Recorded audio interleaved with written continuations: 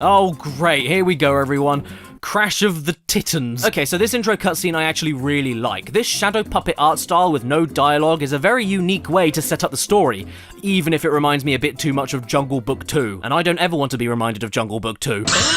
Okay, so should I start addressing the obvious? That being these questionable character designs? I'm sorry everyone, I know this version of Crash has his fans, but not me. This is a standing up orange hyena with tattoos. I mean, who does that? Tattoos are for pricks. He's dressed up like a rejected member of Green Day and his entire aura reeks of the mid-2000s. There's no timelessness here. I still don't know why they did this, and I don't know what's up with the voices either. Crunch is like if Tony the Tiger was played by Mr. T. Ow, bling! Cover your mouth when you sneeze! But hey, at least Cortex is still pretty funny, there is always that. Make a sucker!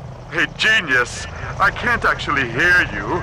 I'm really far away, and I'm flying like a hovercraft or something. And I don't hate the new Aku Aku here, I can still tell that it's him, but that face he pulls when he's shielding you is a little And yes, I said shielding. There's a guard mechanic in Crash of the Titans, and even a roll, because this is yet another 3D beat-em-up similar to Skylanders, except much faster, and it came out 9 years prior. So this was actually the first attempt of putting Crash into a combat-focused setting, and I mean, it works, but this is no Bayonetta. There's nothing complicated going on, or different strategies you need to come up with at a second's notice. There's no dashing or darting around, it's all incredibly straightforward. Crash runs around like he's late for a meeting, and most bafflingly, he doesn't even start the game with the spin move, which is like Sonic starting a game without being an annoying dick. You have to unlock the spin first, and get this, if you use it for a little bit, it makes you dizzy. Crash Bandicoot, dizzy from spinning, which is all he's done since the beginning. This dude isn't Crash, he's a poor man's imitation. Why, you big troll, you— This is so peculiar to me. I never thought I'd live to see the day where the words Combo King appeared on screen in a Crash game,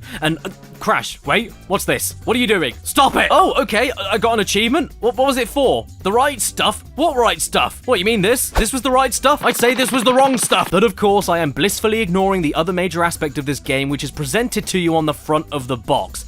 And I'm mostly avoiding it because of what it's called. It sounds like you're pulling someone off. Basically, there are a handful of bigger creatures that you can fight, that after you start hitting them, makes a star counter appear above their head. Keep wailing on them to fill it up, wait for them to get stunned, then tap a button and— What is this magic? Yes, for some confusing reason, in Crash of the Titans, Crash can jack certain beasts to do his dirty work for him, which usually means just doing the same thing that you would already be doing, but just doing it harder. How did Crash get this ability? When did he learn it? Why does he need to do it? It's not explained.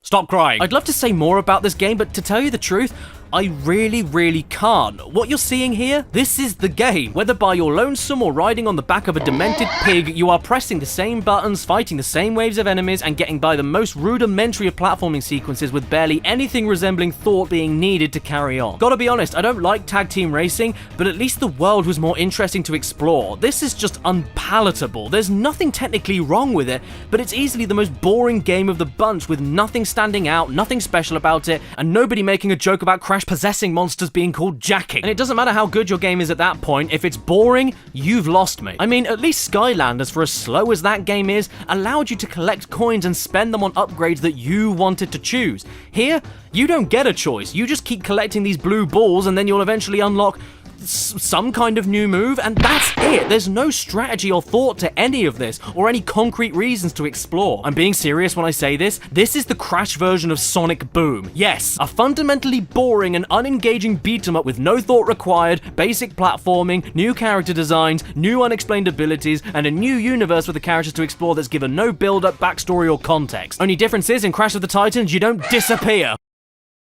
And do you want to see where I couldn't take it anymore? Right damn here. This is apparently Uka Uka. Yes, this Uka Uka. Way to completely toss aside your old fans that you're still trying to attract back into the series after the platforming apparently got too stale. I mean, I think that it's a cool as hell mask design on its own, but that is not Uka Uka. I will take the Mojo and Bandicoot female back to our base. That's my nan. And Cortex, my goodness. You know, I've heard people complain about Cortex's look in Crash Bandicoot 4, and here I am saying, huh? You serious? You could always end up looking like this. Cortex here looks like a cross between a toddler and an old man. Or a balding Pinocchio.